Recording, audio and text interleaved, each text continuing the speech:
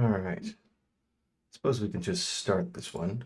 Man, you know, life is good when, at a moment in time, you strike up a conversation with your dad about cars.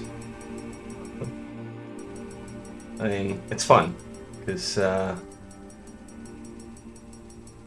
I'm fairly old. I'm 34. I've never bought a car. I just couldn't be bothered. I don't like spending money. Um, but now, given that I'm getting a little family, a car is just a necessity, and it's just kind of cool because at 34 you're smarter. Like, even if you are wrong about things, your wrongness is still ingrained in a lot more information about the world. Like, I went to what is it that I have to do? First mirror shard. I remember I was in France a couple of weeks back, and I remember that I was pretty challenged by the idea of speaking French when I was younger, but I was way better at picking up the language, and now I'm slower to picking up the language, but I'm much more confident about the content of the conversation. It's like, I know the French by now, and they're kind of friendly towards me.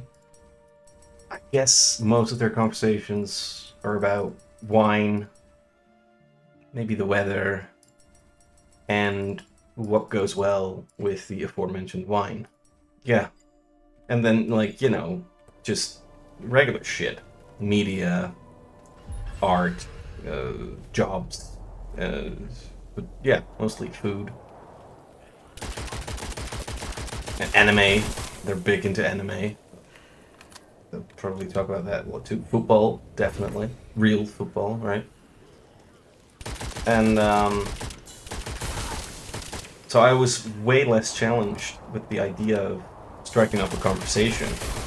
But I'm not as smart as picking up the things that they're saying. But I kind of can guess what they're saying. It's not like you're talking to a Frenchman and all of a sudden they talk about, I don't know, getting your taxes done. That's just not something you would strike up with a person that's randomly in your country. Um, Somehow this has to do with cars. Oh yeah, no, I'm just smarter. So the conversations that I'm having with my pops are way more. Um, I don't know. They're just more man to man, I guess, but not in a bro way, in a father son way. It's just cool. It's cool to have that. I'm actually thinking of getting a Dacia, so yay the French again. I'm not sure. I'm not gonna give a fuck about the status of a car. Like, the coolest car to me is the Toyota CHR. I think that's a really cool car. It's also one of the few cars I've actually driven quite a bit. And yeah, all in all, I like Japanese cars. I think they're really cool. So because they make, that's the thing about the Japanese. They have this way of making mediocrity special. Like, it's kind of cool to be a citizen in Japan, and they have this user-friendly, sort of exotic user-friendliness to them. That's really cool. Yeah, and of course, a Japanese car. It's funny how they kind of. I think a Japanese car is better than a German car. Um, and I know you can't say that to a German, but fuck them. They're a little overrated, in my opinion. Um, and yeah, no, the Japanese are just they seem to have it all covered up. They got it covered. That's the word. Ah, just lost my German followers. It's okay. It's not the worst to lose German followers. So yeah, this is Witchfire. Great game, and as it seems, great game for talking. I did not expect that, but there's actually a nice flow to the game. Now, I'm not sure if this translates well, but this game runs like butter. It runs like a Tesla driving on a motorway, which has been pissed on with butter by 3-titted angels. So it's not 3 angels with 1 tit, it's 6 tits or boobas for the 3 angels. I don't know why it's 3, I don't know why it pissed on the motorway, but that's what they did, and your Tesla drives on it smoothly. Yeah. Yeah. Now, I've never driven the Tesla, but they seem pretty cool cars as well. Bit of a shitty bet if you've got a Tesla now, because it's like the one car that's... It's like, I think it's the only car that's being associated with politics, which is strange, because, you know, a Volkswagen and a Mitsubishi, let's be real, those were the Nazis. Like, Jews were... Well, no, Jews were deported by train. Alright, let's stop talking about this. Oh. You know, these videos have become quite productive. Like, it's nice to make these videos and sort of set out a pathway and check out what your habits are. It's mostly just me churning out the videos instead of really filling them with interesting things to say. But that's okay. I mean, it's meant to be a work in progress, all in all. I gotta say, this game really lends itself for just chatter and banter. Ooh.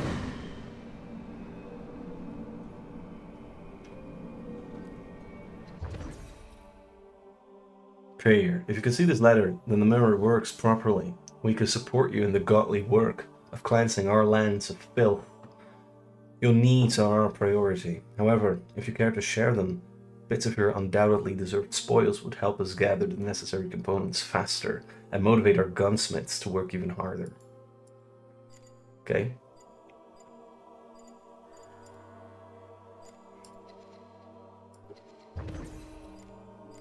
So it's like a research center, I suppose? Gear research is ready to be initiated in the workshop.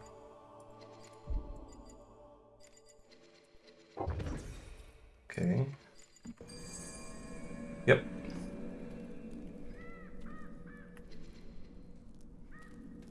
Now what?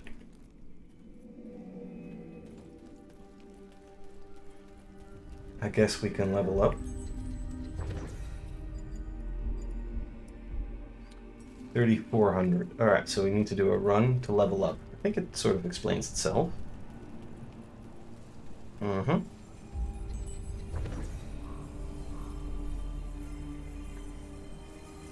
Gnosis 3.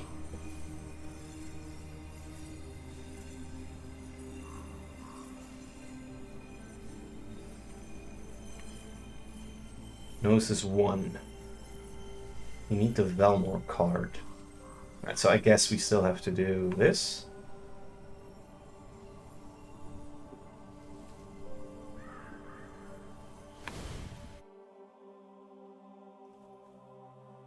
Just go and kill some enemies, level up.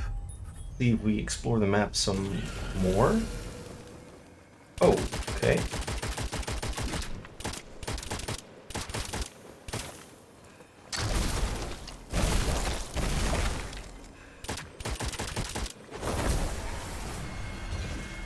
Let's see, what do we get this run? Doomsday Clock, let's do it. Got a supply chest key. Tiny Witchfire shard. Your press has activated the tower defense mechanism. You must find a way to disable it.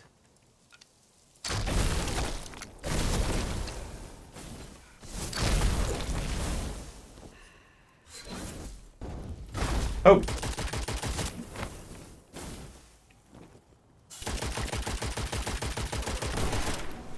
Now, you see, I'm on holiday, by the way, which is why my presence on YouTube is increased a bit. But I will say this. A holiday is really good because you can sort of map how lazy you actually are. And I have discovered that I'm negative lazy. Which means that I am so lazy that anything that I do in a day is a win. So it's like, it's actually like doing a first run on a Soulsborne. It's like everything that I do is a pro towards, you know, my daily output. Because I work, you know, just a 9-to-5 job, just like you, 8 to 6, really. Oh, I did it. Inspect the statue. Clear areas to access the tower.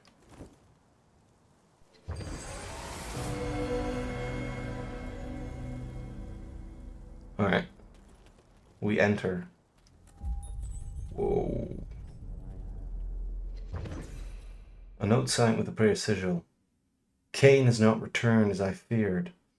I wondered of his unreadiness. I've sealed the passage and ensured its protection. Join me at the hematorium. Good. Alright. Now let's kill a few more enemies so that we have a level up.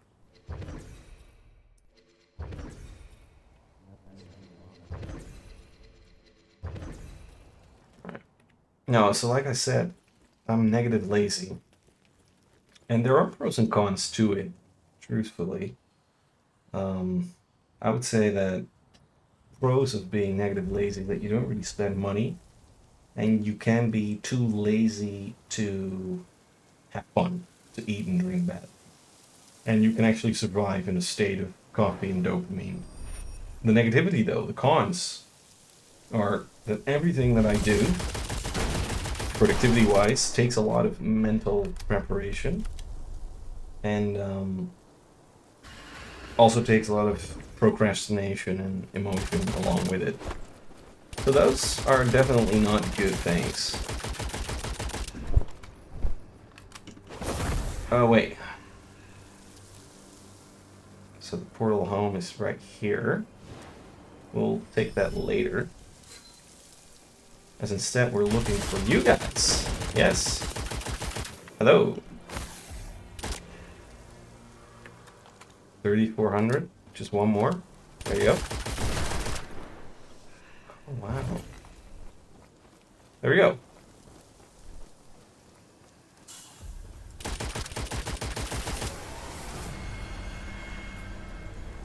Nice.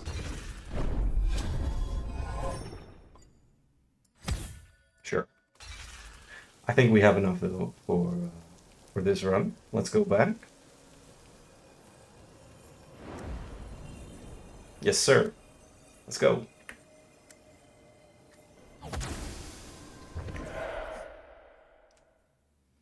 Oh man. The alcohol that I drank was so good. Like at one point, I was in the region of Champagne, right? And I would drink all day. Then at one point have a glass of white wine, sit in one of those chairs that you can lean back, you know, like this giant green field. Read some Sword and Planet books. Look at my wife and my friends. And there would be this soft vibration in my mind. And my muscles and bones would feel like warm honey. I'm gonna cry now. Oh, fuck. Alcoholism, dudes. Beautiful shit. But now, I'm going sober. Till January. And I'm gonna work out. I've already worked out 3 times this week, so I'm pretty happy with the state of me, and I'm already losing a little bit of weight. I'm still fat as fuck though, but it's getting better. So, like, let's do the arsenal, yeah? Just because I want to see... the next levels, I'm gonna focus on 2 stats. It's gonna be faith, probably, and whichever one I find to be important. New gear awaits in my gun room. Alright. Suppose this is my gun room?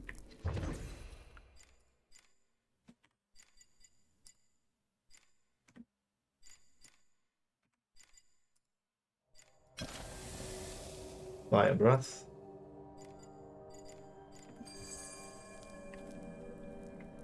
And we have a new destination in the portal, so yeah, let's do that. Let's go to the portal.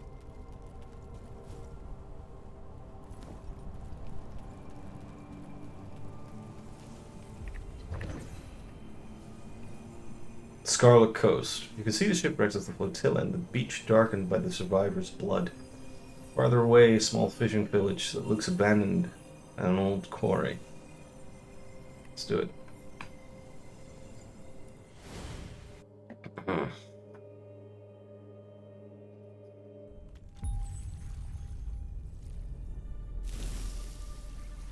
And, you know, with the working out, I also now have something to fight for, you see, because honestly, I basically want to drink wine and read in a garden for the rest of my life.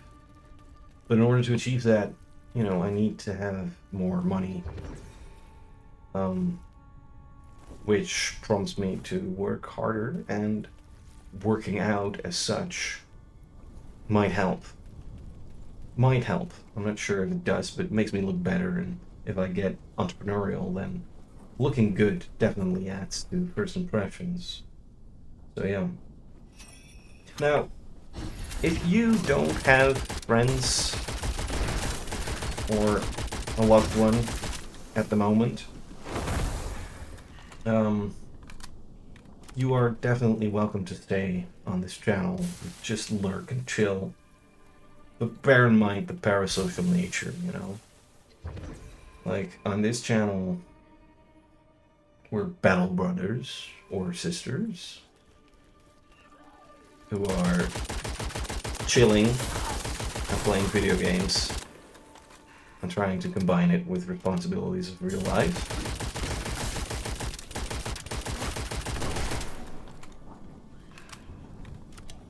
Oh shit, I should drink a potion. Oh, oh, oh, oh! God. What a forward little young man you are. My goodness.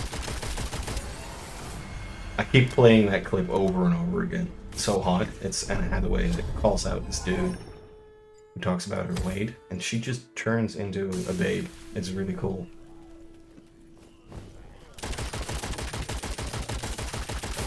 I keep saying it in my house. Like, just go around the kitchen.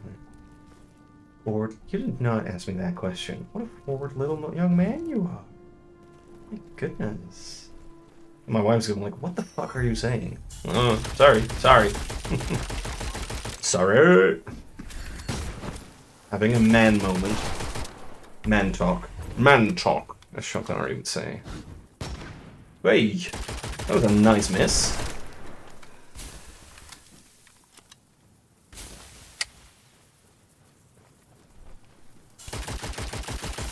Hello, sir.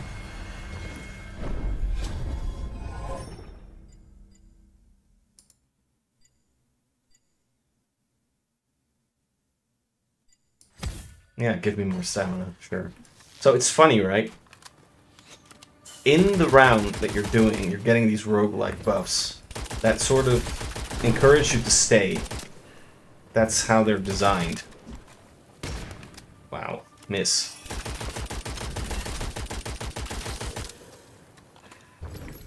I'm getting ammo upon hits, so that's good. I'm not sure if I can see that somewhere. Oh yeah, Arcana. Okay. Uh-huh. Alright, I suppose that's good. Now, where are we going? We are going forward to the left. So, to the bottom left, you see this writing, and that's actually like my combat log, and it's so cool because you hear this little scribbling of a pen.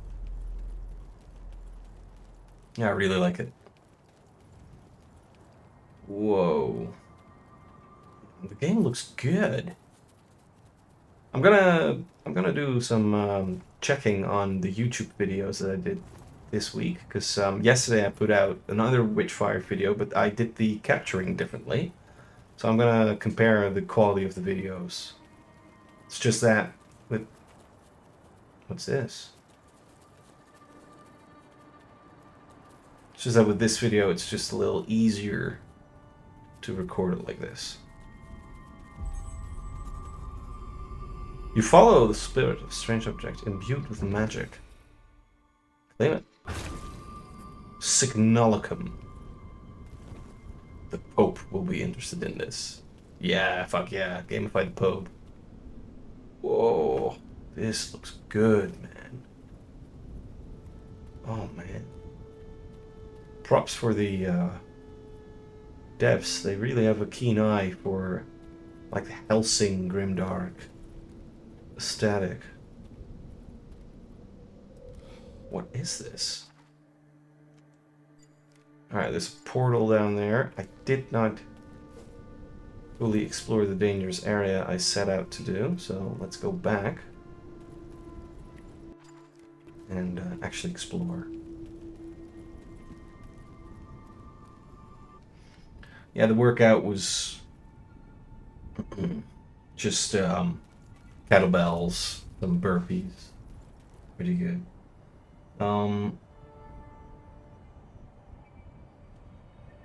So yeah, I'll sort of log what I do in terms of exercise every once in a while so you can follow along. If you also want to start getting in shape, I think we all do. But yeah, this can be your short aid station on your journey. By the way, did you all see Whitaker versus RDR? It was a UFC fight in Abu Dhabi. Now, they do a weird thing with the UFC cards. You actually have to actively search for the independent fights. So you have Abu Dhabi, and then you have Las Vegas. Those are separate UFC events from actual, like, numbered UFC. And I think Abu Dhabi has its own thing. Really cool, man. The Dubai people, they definitely have an eye for entertainment and sports. Very cool event, and I was so proud to see fellow Dutchmen just stand there in the ring against this fucking Gears of War character of a Whitaker, and sort of in the audience you see the Dubai guys with their you know, their outfits, their hat. I don't know what they're called. They're not called headscarves, but like with their robes. Really, it was really cool. It made it look like Bloodsport.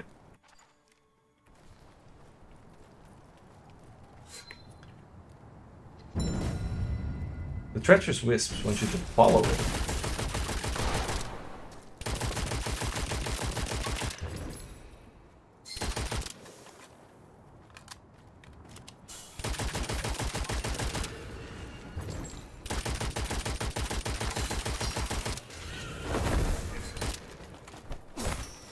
Oh shit.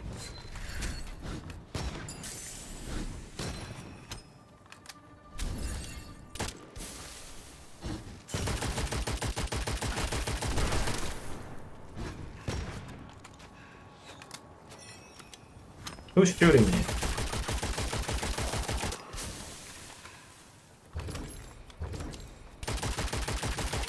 Nice, nice. I like the standard ammo drops.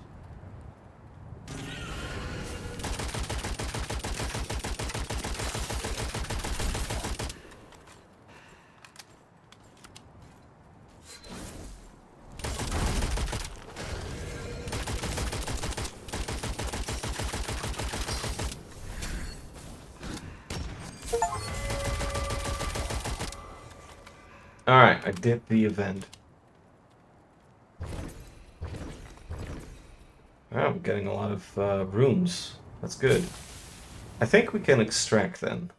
So we'll go there and level up at the shrine.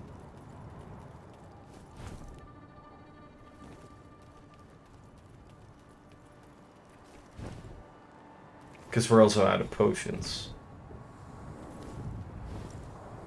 I thought the fight was good between RDR and Robert Whittaker. What really struck me as somewhat surprising, because, you know, whenever there's a new sort of prolific fighter coming into the UC game, you kind of get to learn what they're about. And the thing with RDR is he's pretty durable. He got punched twice in this round, in this fight, where I thought, all right, that's over. That's it. That's it. He's KO. And he still got up, and he actually did a takedown in the third round, which was the same round where he got fucking punched to the ground. And that was pretty impressive to see. Now, the thing with the split decision on RDR instead of Whittaker, it's like, of course, I'm happy that RDR won. I wouldn't have put it past the jury if they gave the choice for Whittaker, but the thing is, Whittaker was more intense. However, RDR appeared far more consistent during that whole fight. So, in that sense, I'm kind of behind what they said in the jury. Let's see, which stat covers most things? So we have 1, 2, 3, 4, 3, 3, 3, 3, 3. All right. Fate up. Ascend. Okay, and we go back. And we explore the island.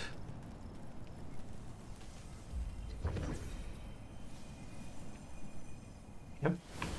It's good. It's a very addictive game, I gotta say. But it's always difficult to judge European dudes who are like 6'3" or 6'4", because there's a lankiness to their height. You saw the same with Rico Verhoeven in the early days. You see it with John Jones a little bit. It's like they're so tall that at times it seems. I mean, don't get me wrong, it looks good, but it seems to be so tiresome to be tall. To be that tall and go into combat. Of course, you have a lot of advantage with your reach, and you can control the reach, but whenever there's a takedown, which you saw a lot in this Whittaker v RDR, there's brittleness to the midriff with lanky fighters. It's like they have to commit so much to ground game, but they can't shoot in because they're too tall. So they really have to sort of first push forth their shoulders into the opponent and then make sure that they topple over, and then they do the pull with the hands, which is a very classic way of doing a takedown. But the problem with it is, if you look at like the dudes that... Oh no, I died. Yeah. What will happen now?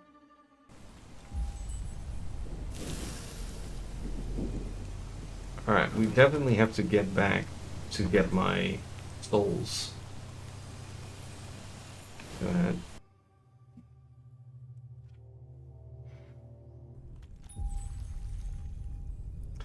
I mean,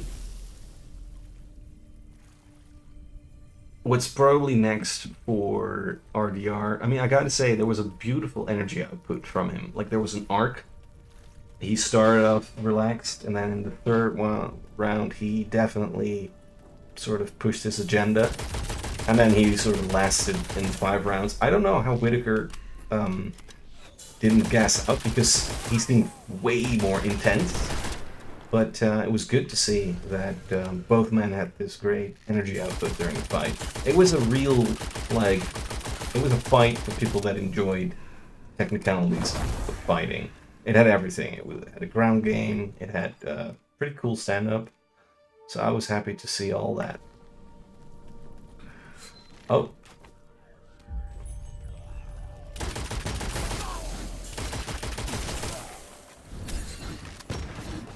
Hey! Man, I really gotta exploit whatever the fuck's going on with that crossbow. It's funny, it's very addictive to play, and it's really difficult to play as well. They managed to balance that one pretty substantially. And it's even early access, right? Alright, let's get it. Good. Give me something. Yeah. Definitely want to have that one. Okay, so we have a perk that reloads the gun partially when I kill somebody. I don't know why he's running away. Curse risk moderate worth 6p. No. Oh, don't pick it up then. We need to get our souls back and then probably bail out again.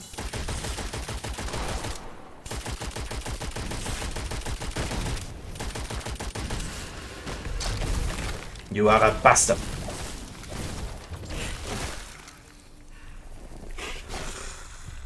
Whoa.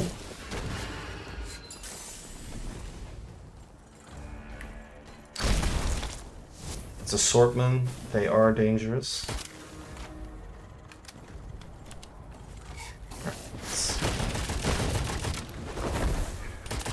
Not sure where all the enemies are coming from, but that's okay.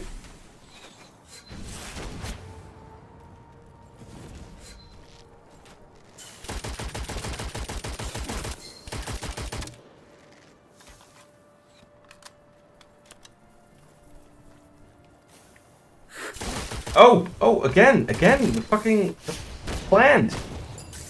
All right, let's make a plan. Let's go for the souls quickly. Get. And now we're gonna run away. Shit. No, my... That was my stamina going down. I did get the souls back though, so they'll probably reset again. We're going back. And we're going to extract the thing.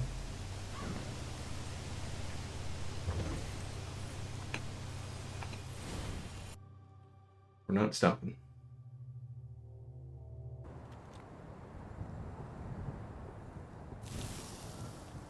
So, I don't know what's next for RDR. It's probably...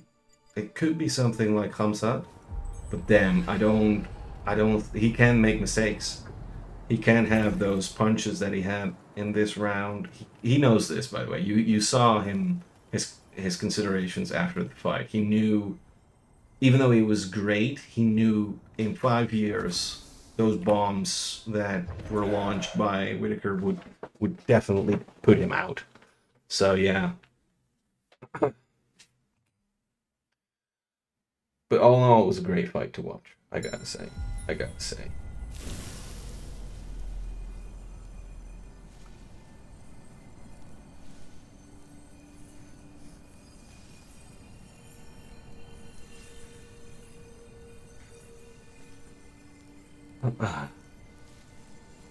Now, one of the things that I really like about Witchfire and all these other games, even Night Rain to an extent, and sort of Elden Ring 2, and like classic World of Warcraft. Well, no, not classic World of Warcraft. Something else. Maybe something like Wildgate. This is another game that's out now that's also really interesting. They sort of respect your time. And I think we have come at a stage in game development where respect for time is really important. Dark Tide does this as well, by the way. It really respects your time. They know that you have maybe 30 minutes in a day, and the session will definitely show everything that you want to see in those 30 minutes. And I gotta say, same is going on with this game. Oh my god. I'm playing this now for... Oh, how long am I playing it? Like 45 minutes? Something like that? And I'm having a blast with this game. Every 9 seconds, something seems to be happening. And it makes me want to play it again. It makes me want to go again. It's really good, guys.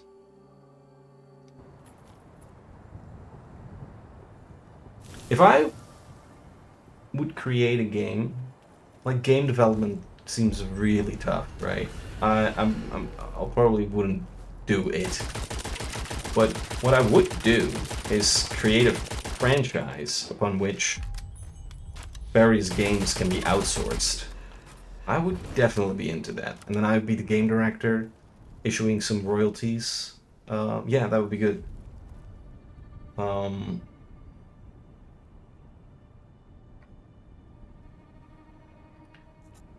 So, when you do D&D, you learn a lot about immediate game design. It's really fun. And I guess I'm gonna dream big, because that's fun. And the whole idea of this channel really is to dream big. It's like create D&D adventures and narratives out of all types of media, but games mostly, and things in life.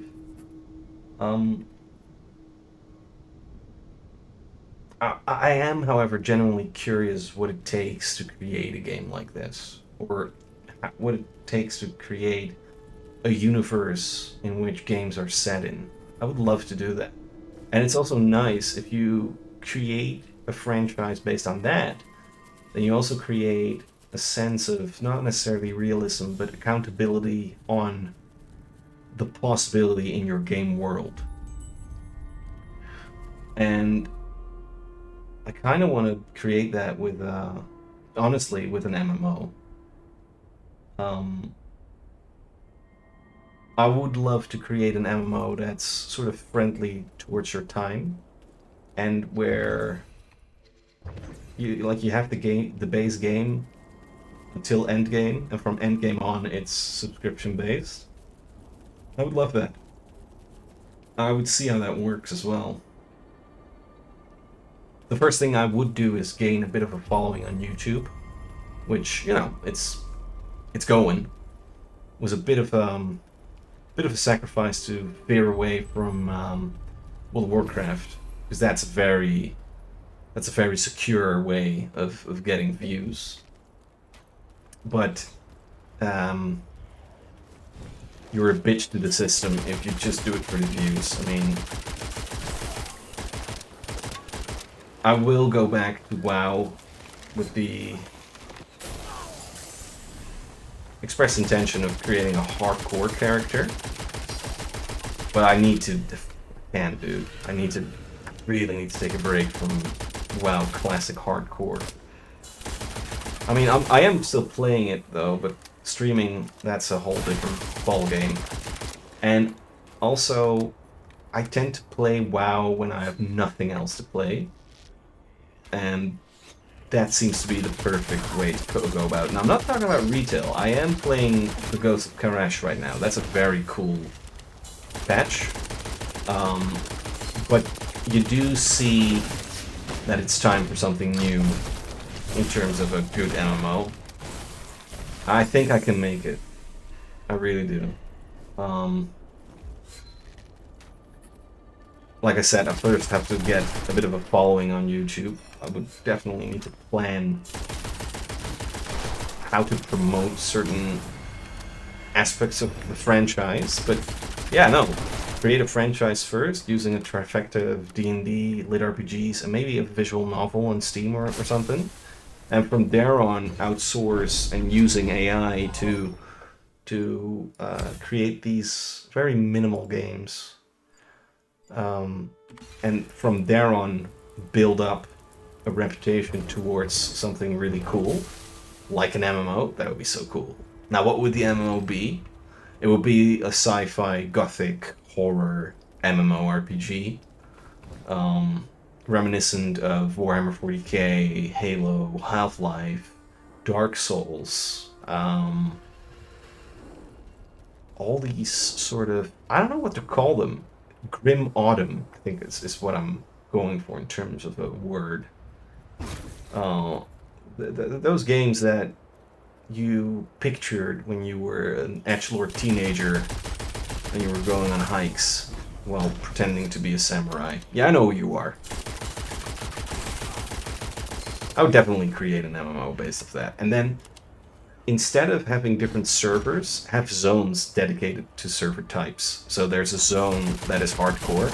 There's a zone that is PvP hardcore. There's a zone that is a raid PvP, PvE hardcore.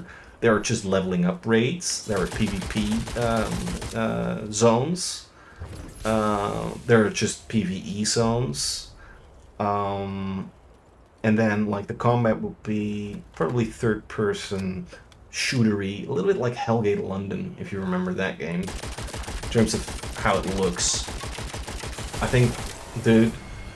And then, also, in between the zones, you have vehicle travel, arcadey vehicle travel. I can't believe it's not here yet. So, and honestly, I just want to play that. And if it's not there, I'll create it myself.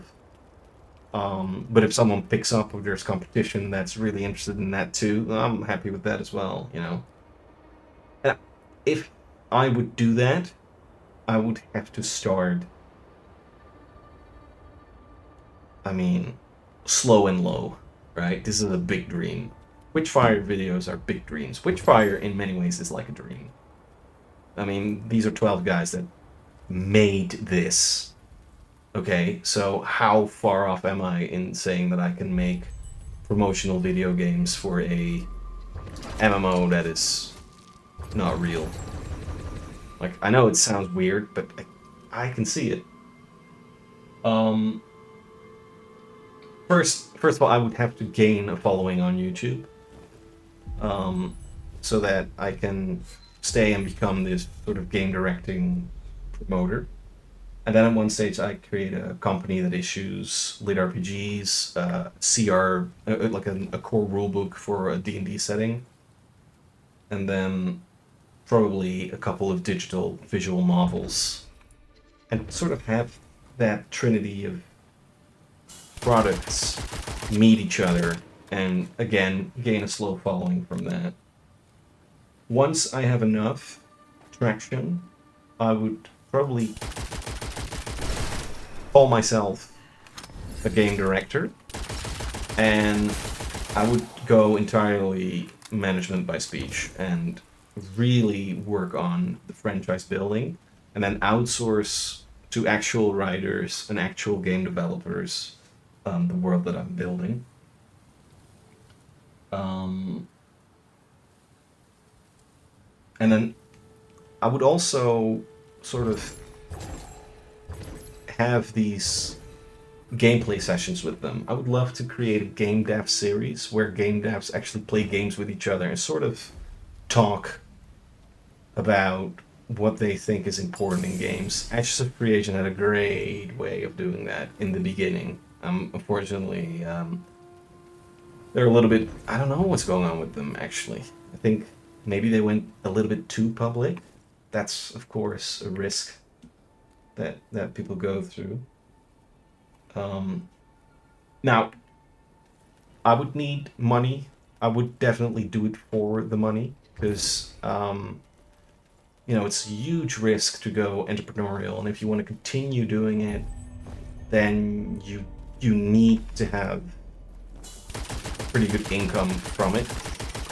But because it's not a steady income, and because it's risky, I'd actually have to be really strict economically and just be right up front and say, listen, I'm getting a 5% profit margin of that MMO. I'm getting a 10% profit margin off of the franchise that I'm building.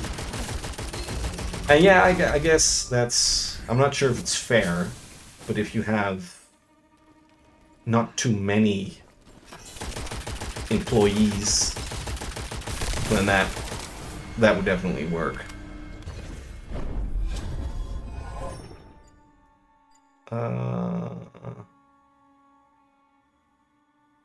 Okay. Oh, right, we have to go home, by the way.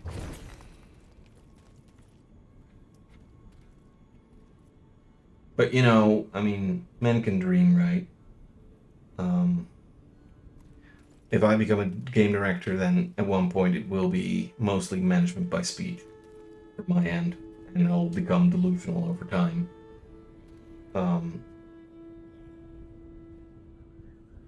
But the game would be aimed at folks that have like 5 hours a week to spend on video games. I'm a little bit done with the over expenditure of time.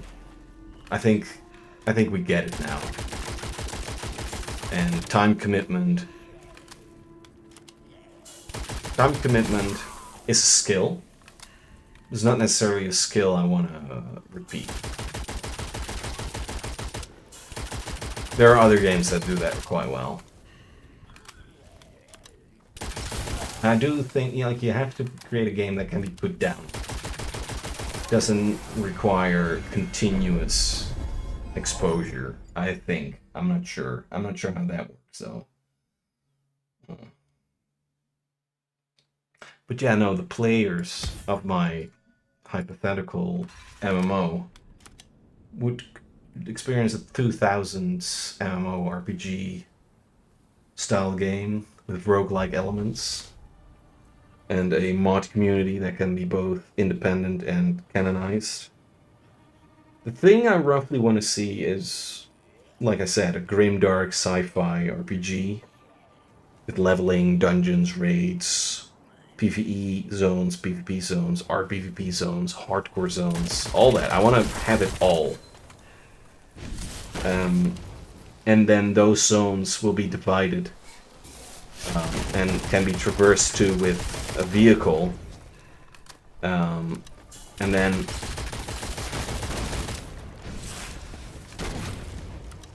shit.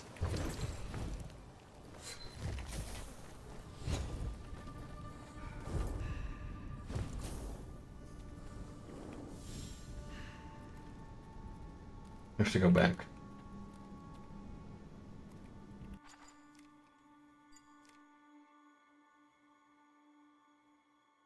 The portal has closed. Okay. So we need to go there.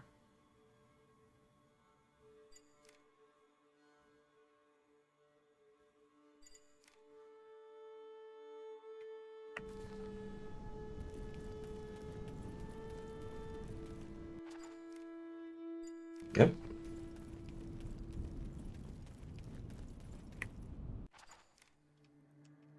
Alright, just move forward. Move forward. We're almost there. It's actually kind of tense. It's so cool because I've always been thinking of a hardcore Destiny experience, and this is actually close to it. It's like it's not entirely hardcore, it's roguelite, more like. Whoa, you need higher gnosis to see it clearly. Well, I can see clearly now the rain is gone. Yeah. Okay.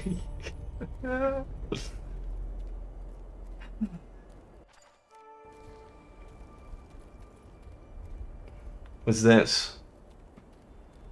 Harvest. Giant Witchfire block.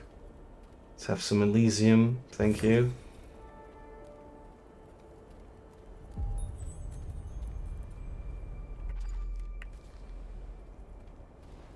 Ah, there we go. Let's get out of here.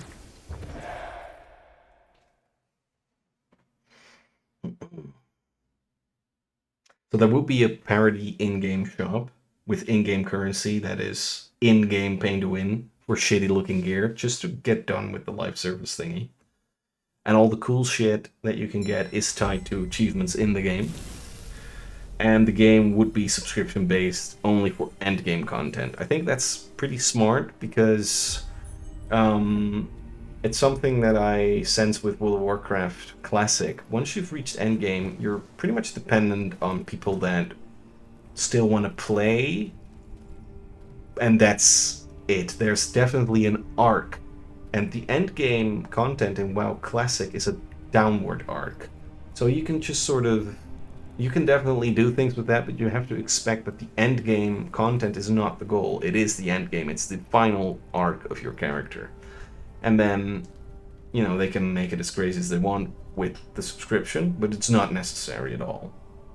I'm not sure how that would work though. And maybe having an heirloom character would require subscription. I would think in terms of that. Yeah. Now, before all this would do, I just need to DM an amazing campaign, right? If franchise building is going to be worth its salt, then all my inspiration of WoW, anime, Warhammer 40k, Dark Souls, all that need to be siphoned into something honest and worthwhile. I can't just rip them off. I don't want that. That's inauthentic, and I'm desperate for a game that's authentically made, like Witchfire. Witchfire is like a dream. I can definitely say that. Yeah. Hey, why don't I play a little something for you to listen to, which is an episode of the actual grimdark D&D that I'm playing. One moment, yeah. I'm gonna get a coffee. I'm gonna set it up.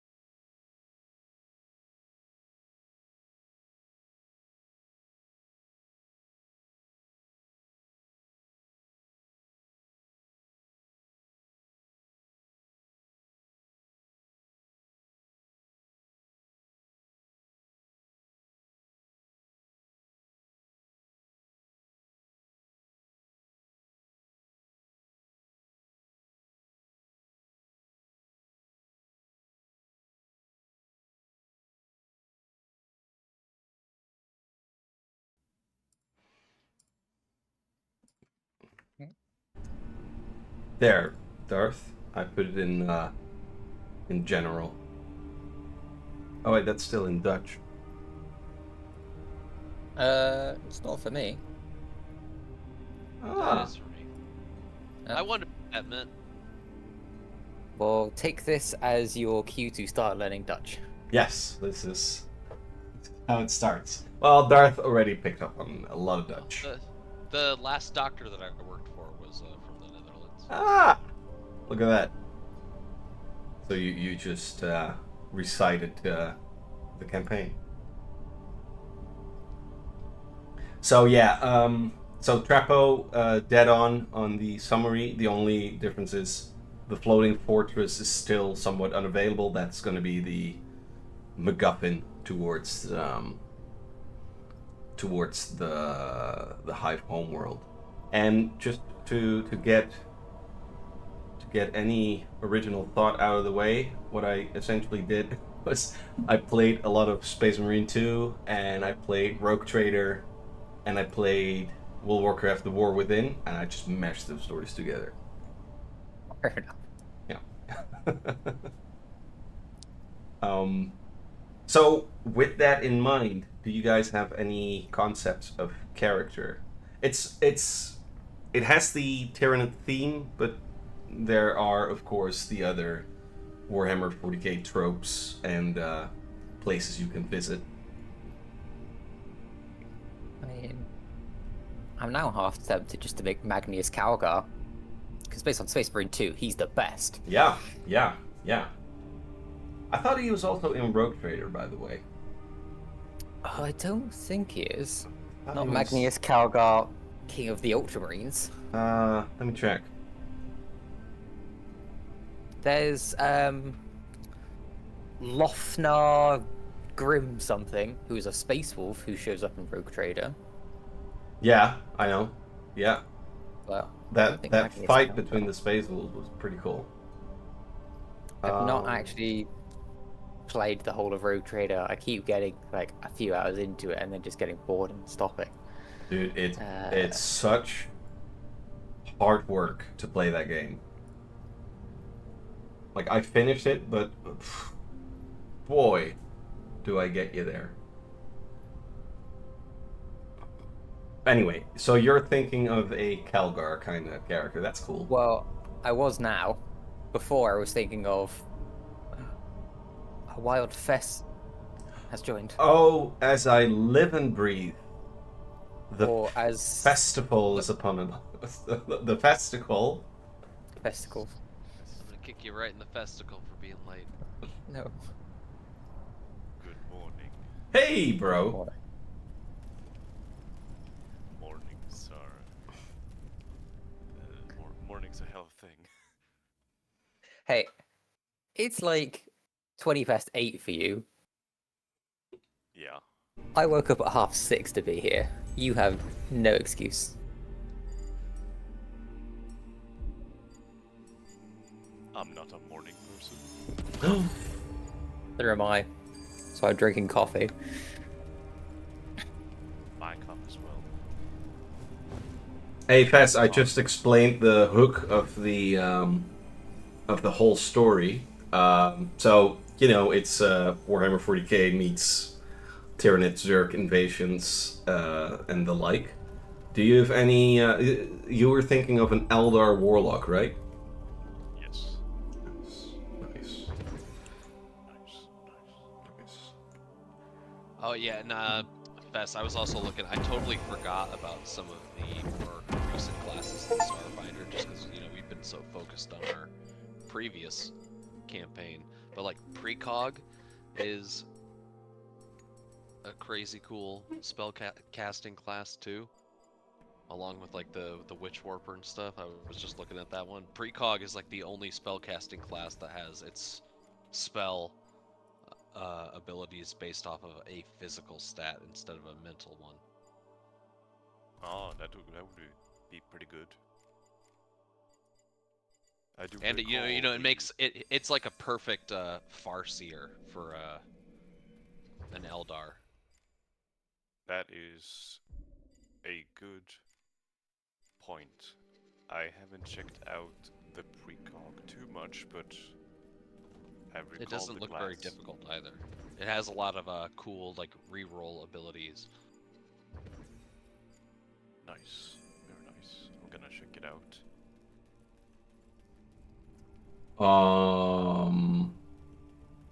So Treppo said he was on the brink of choosing the Ultramarine Oh. Calgar. Was there any other Well- character idea that you had? I've got the idea of doing halfling operative and just basically being a rattling sniper. Oh, right, yeah. Or I did also see that there is the power armor jockey archetype, and it would also just be kind of fun to run around in power armor with heavy weapons. Yeah, also, I should note, power armor is definitely a anchor point in this campaign. So if you want to live out that fantasy, that will be catered for. Yeah, because it seems fun. Just running around in a massive heavy armored suit with Yeah. grenade launchers, rocket launchers, other heavy weapons. Get the flavor. The heavy. The heavy flavor. And Darth, weren't you also fiddling with a Space Marine idea? No, I was kind of thinking more assassin type. Ooh. Like, you know, I was looking at some of the like I really have an affinity for spell casting classes, but I didn't want to you know, typecast myself because I had done that.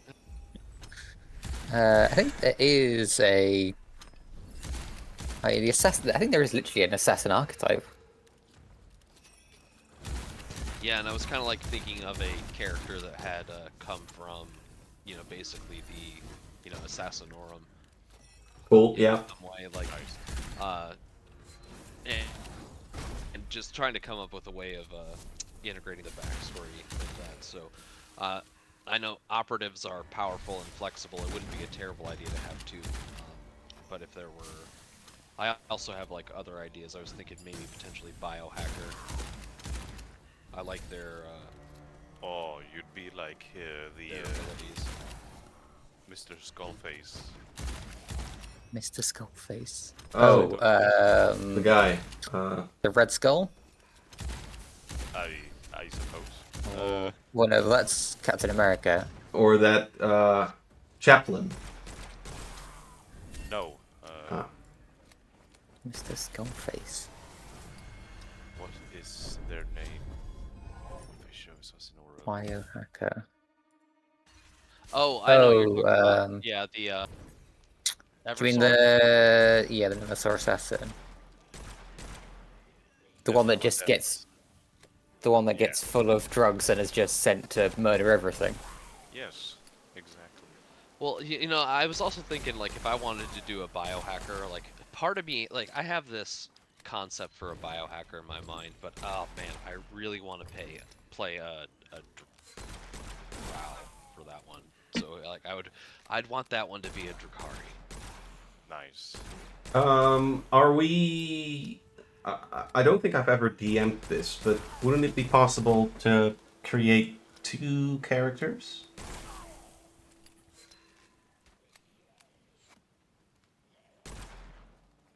To what end?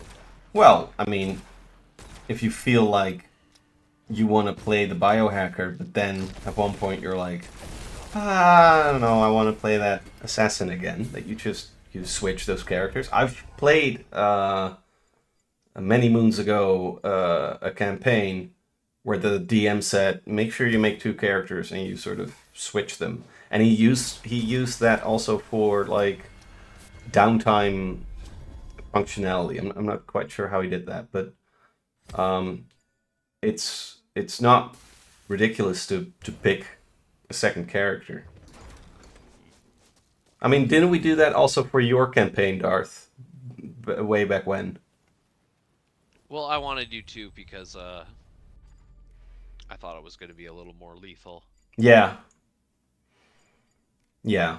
Like, just have a backup in case you died. Because, like, if you died, then it takes another couple sessions to finish. And, like, I don't want you to just be out. Yeah, be executed from Yeah, I just wanted to the do game it show. Like, you know, like Left 4 Dead. Like, oh, once your character dies, like, give it a second, and you find a new guy in a closet. Yeah, we wouldn't want anyone dying now, would we? Oh, yes. Oh, it's gonna be fun. Okay. Well, we'll leave that second character option there. I do like your attitude there, Darth. It's like, be sure to have one in the pocket so that it doesn't break the drama of a character actually passing away.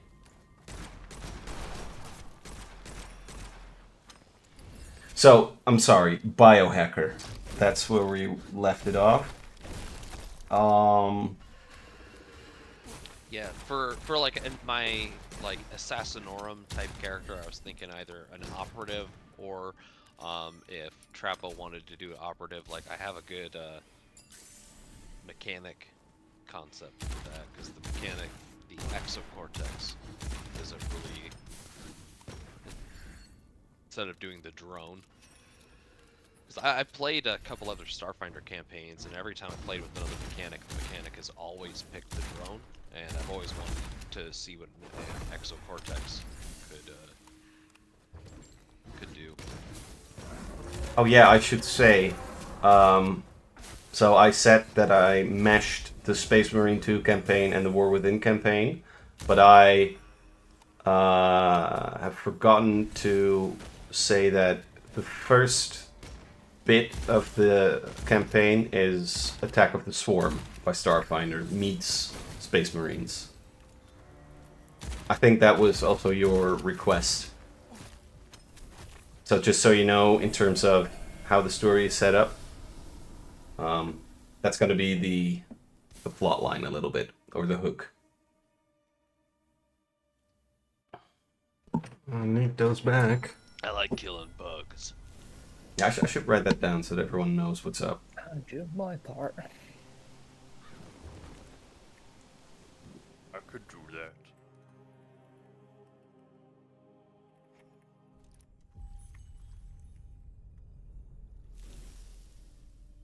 Nice.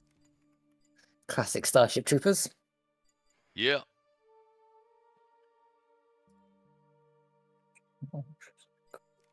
Okay, so you guys keep thinking and tinkering on your character ideas. I had a pretty cool idea myself.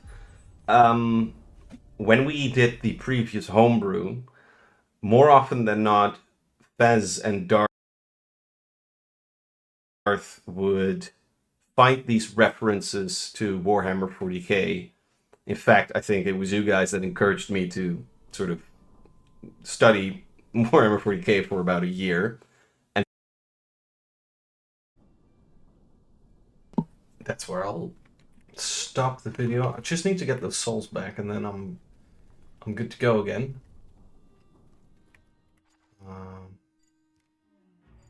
So it's kind of up there, isn't it?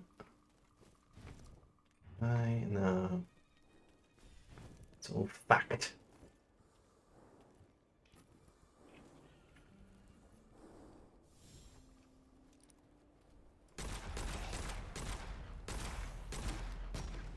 Yo!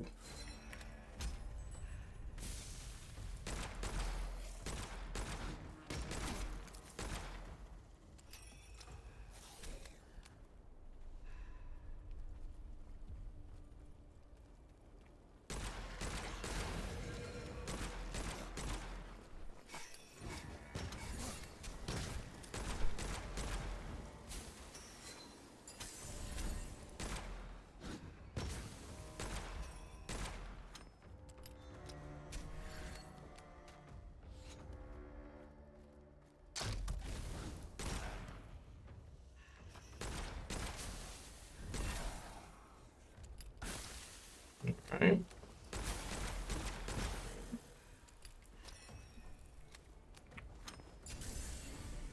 Man.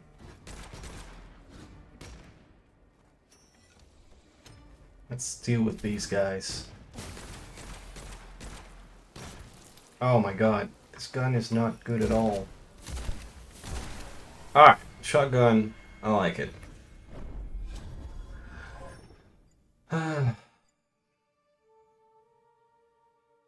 No, I don't like slight thingies. Okay, we need to unveil the power of these guns within the Hermitorium. So first we get our souls back, or Witchfire, I think it's called.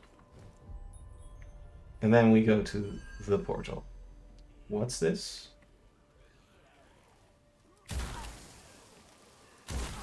Shit.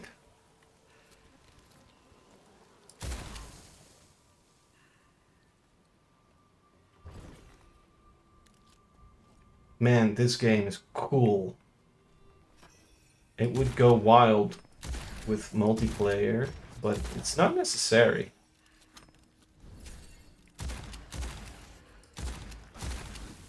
But yeah, if you just have like one other player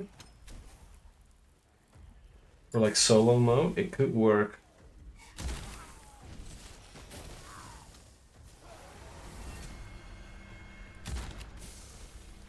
Oh. But you have to want it.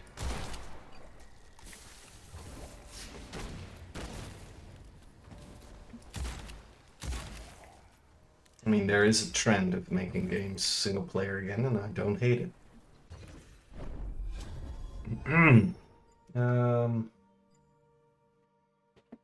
Drop the biggest. Yeah, cool. More Witchfire crystals, I suppose, is good. Now we go right up here. Whoa. We collect our souls, and then we go back. Go on. Go on.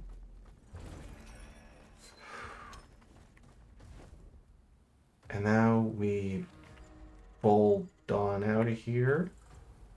Portal over here. For fuck's sake. No, no, no. There it is.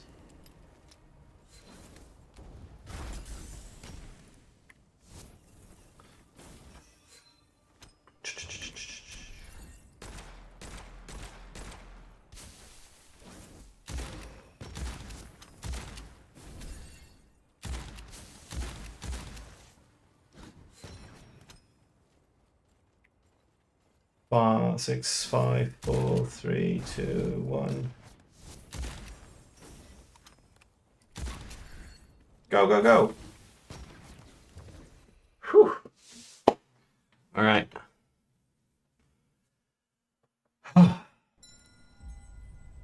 Cool game. Cool fucking game. Ascension is possible. Gear enhancement already. Cool.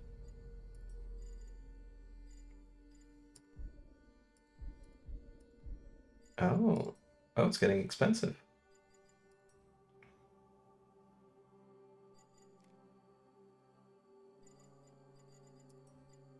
Go for flesh, yeah. Good. Alright. We'll do the gear enhancement later. Thank you for watching, and I'll see you in the next one. Have fun.